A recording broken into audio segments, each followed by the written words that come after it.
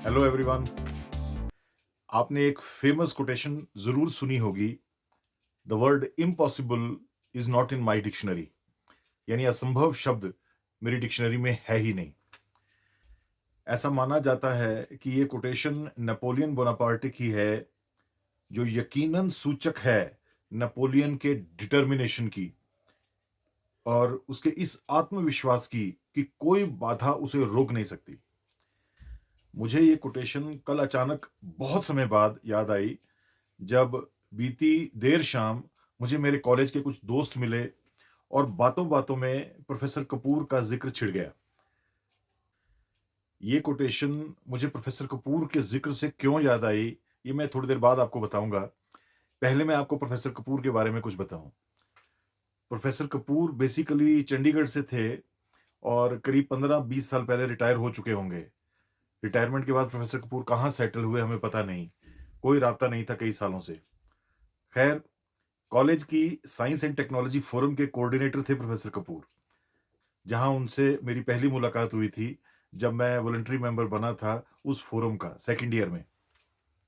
उस science and technology forum की meetings में और मीटिंग्स के बाद मुझे और बाकी मेंबर स्टूडेंट्स को बहुत टाइम मिलता था प्रोफेसर कपूर के साथ बैठने का, अनगिनत टॉपिक्स पर बातचीत करने का, उनके व्यूज सुनने का।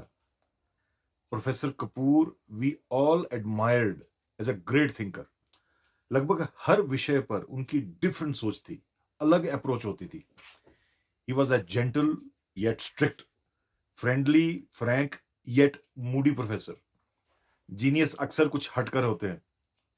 It was he who first taught us how to think. सोचना कैसे है यह हमें प्रोफेसर कपूर ने सिखाया बातों बातों में। फॉर एग्जाम्पल, एक बार वो डिपार्टमेंट के बाहर धूप में चेयर पर बैठे अखबार पढ़ रहे थे, मुझसे कुछ बात कर रहे थे। मैंने कहा कि सर, मैं फलां-फलां काम कैसे कर सकता हूँ? मुझे तो उस काम का कोई एक्सपीरियंस ही नहीं। तो वो अखबार पढ़ते-पढ़ते बिना मेरी तरफ देखे धीमे से बुदबुदाए कि नमक के स्वाद का एक्सपीरियंस लेने में क्या टाइम लगता है? मुझे भले ही उनकी उस लाइन का पूरा और सही अर्थ समझ ना आया हो उस समय, उस उम्र में, I was just 19 at that time, पर दिमाग में कहीं घंटी तो बजी। मैंने वो काम किया और कुछ डिफिकल्टीज और एडजस्टमेंट्स के बाद पूरा भी किया, जिससे मेरा कॉन्फिडेंस बहुत बढ़ा। और वो लाइन कि नमक के स्वाद का एक्सपीरियंस लेने में कितना टाइम लगता है, मुझे कभी नहीं भूली। लाइफ के अलग अलग पड़ावों पर मुझे ये लाइन गाइड और इंस्पायर करती रही। एक तो ये कि नमक को चख कर ही उसका स्वाद अनुभव होगा, और दूसरा ये कि नमक और नमक की रेसिपीज पर पीएचडी तो सारी जिंदगी चलती है, चलती रहेगी, पर शुरुआत तो कहीं से करनी ही पड़ेगी। शुरू करके एडजस्ट करना और करते रहना अच्छा है, वर्सेस डर के मारे सोच सोच कर शुरुआत ही ना करना। काम करना शुरू करो, स्वाद ठीक होगा तो करते रहना, कड़वा हुआ तो बस कर देना, बदलाव कर लेना। ऐसे कई इंसिडेंसेस जुड़े हैं हमारी मेमोरीज में प्रोफेसर कपूर के बारे में। उनके साथ 5 मिनट भी अगर कोई खड़ा हो जाता था तो कुछ नया सीख कर लौटता था। पहली बार उन्होंने भीड़ से अलग करके मुझे पास इसलिए बिठाया था क्योंकि बकौल उनके, मैंने उनकी एक कंट्रोवर्शियल डिफिकल्ट सजेशन पर तुरंत हाँ कर दी थी, जबकि बाकी अभी सोच ही रहे थे। मैंने तो ऐसा इसलिए किया था कि मुझे लगा कोई हिडन लॉजिक होगा उनकी सजेशन में।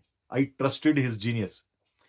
Instantly voluntarily I had submitted to his will. ये बात उनको अच्छी लगी। पर बीते कल नेपोलियन का कोट कि the world impossible is not in my dictionary मुझे क्यों याद आया प्रोफेसर कपूर के जिक्र के बाद? वेल, उसके पीछे भी कोई इंसिडेंस था, कोई बात थी प्रोफेसर कपूर से जुड़ी। उनका दिया एक ज्ञान जिसने आने वाली लाइफ की कई मुश्किलों के प्रति हमारा पर्सपेक्टिव ही चेंज कर दिया था, हमें तैयार कर दिया था। वही आज बहुत शॉर्ट में मैं आपसे शेयर करना चाहता हूँ। एक बार हम लेक्चर्स के बाद प्रोफेसर कपूर और उनके कुछ कुलीग्स के साथ लेयरली बैठे थे। एक के बाद एक मुद्दों पर डिस्कशन चल रही थी। Professor Kapoor student faculty interaction और डिस्कशंस को अक्सर बहुत एनकरेज करते थे। ही यूज्ड टू से कि ऐसी interactions of students with working professionals help the students gate mentally prepared for interactions with their seniors in actual work environments after passing out. खैर, उस दिन live country, society, family, politics, people, management से related एक के बाद एक गप्पों में जब वहां बैठे स्टूडेंट्स और लेक्चरर और सुपरवाइजर्स वगैरह को प्रोफेसर कपूर ने एक शब्द का बार-बार इस्तेमाल करते हुए सुना, तो वो अपने चिर परिचित अंदाज में इरिटेटेड, एजिटेटेड हो गए, अनकंफर्टेबल हो गए और उन्होंने सबको पोलाइटली बट फर्मली टोक दिया। एक्चुअली बातें कुछ ऐसी चल रही थी कि इंडिया ऐसा नहीं, इंडिया वैसा नहीं, इकोनॉमी ऐसी होनी चाहिए, पॉलिसीज़ वैसी होनी चाहिए, ऐसे लोग इलेक्ट नहीं होने चाहिए, ऐसे होने चाहिए, इंफ्रास्ट्रक्चर ऐसा होना चाहिए, सड़कें, पुल, रेलवे, एयरपोर्ट्स ऐसे नहीं, ऐसे होने चाहिए, कॉलेज अफेयर्स की मैनेजमेंट ऐसी होनी चाहिए, असेसमेंट्स ऐसे होनी चाहिए, करियर ऐसा होना चाहिए, ऐसी कंपनी जॉइन करनी चाहिए, पड़ोसी, प्राइम मिनिस्टर, दुश्मन, दोस्त ऐसा होना चाहिए, यूनाइटेड नेशंस ऐसे चलना चाहिए, यूएसएसआर को ये नहीं करना चाहिए था, मेरे फूफा को वैसा डिसीजन नहीं लेना चाहिए था, वगैरह, वगैरह। प्रोफेसर कपूर पहले तो बड़ी देर तक सुनते रहे, फिर इरिटेट होकर उन्होंने अखबार साइड में रखी, चश्मा उतारा और धीमी पर तीखी आवाज में बोले, "ये क्या चाहिए लगा रखी है? Why you don't bloody acknowledge what is actually happening and what has happened?" हम उनकी बात सुनकर पहले तो थोड़ा स्टन हो गए, फिर हम क्यूरियस हो गए कि वो कहना क्या चाह रहे थे। प्रोफेसर कपूर अपनी चेयर पर सीधा होकर आगे खिसके, हमारी तरफ गंभीरता से देखा और बोले, "लुक, नेपोलियन की डिक्शनरी में इम्पॉसिबल वर्ड नहीं था। मेरी डिक्शनरी में है, पर मेरी डिक्शनरी में एक दूसरा वर्ड नहीं है और वो है चाहिए।" ही सेड लाइफ हो, ऑफिस हो, बिजनेस हो, फैमिली हो, सोसाइटी, कंट्री, दुनिया हो, चाहिए खेलने की लग्जरी आप तभी तक अफोर्ड कर सकते हैं जब तक कुछ हुआ नहीं है या अभी आप कुछ प्लान कर रहे हैं या कोई आपसे सलाह मांग रहा है। पर एक बार अगर जो होना है हो चुका हो, तो चाहिए खेलना छोड़कर जो है उसे एक्सेप्ट करो, एक्नॉलेज करो और आगे क्या करना है उस रियलिटी के चलते वो सोचो।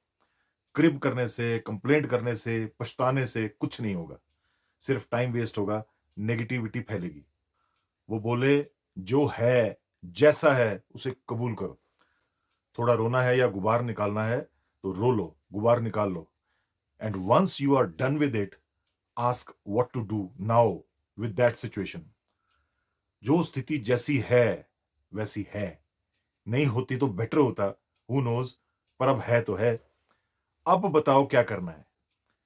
ही सेड, सी, फालतू की चाहिए से सिचुएशन कभी ठीक नहीं होती, रादर और बिगड़ती है। निजी जिंदगी से लेकर घर तक, घर से लेकर ऑफिस और नेटो और यूनाइटेड नेशंस तक, चाहिए शब्दों के पल्लू में छुपना एक्सक्यूजिटाइटिस बीमारी का सूचक है, पलायनवादी एस्केपिस्ट माइंडसेट है। ऐसे माइंडसेट वालों के चाहिए के हिसाब से दुनिया को अगर बदल भी दिया जाए तो भी वो उसमें कुछ नया चाहिए ढूंढ लेंगे। एक लिमिट के बाद ही सेड, चाहिए एक मेंटल डिजीज है। हिरोशिमा पर एटम बम नहीं गिरना चाहिए था, यूएसएसआर नहीं टूटना चाहिए था, इंडिया 1987 का वर्ल्ड कप नहीं हारना चाहिए था, मेरे हाथ से प्याला नहीं छूटना चाहिए था, ऊंट की गर्दन लंबी नहीं होनी चाहिए थी। अब है तो है, क्या करें, गर्दन काट दें। जो है या जो हुआ उसके पीछे कुछ हालात होंगे, कुछ रीजंस रहे होंगे, वरना होनी को शौक नहीं है कि वो वैसे ही हो जैसे हुई। प्रोफेसर कपूर का उस दिन वो कथन, वो लेक्चर, हम, एटलीस्ट मुझे कभी नहीं भूला।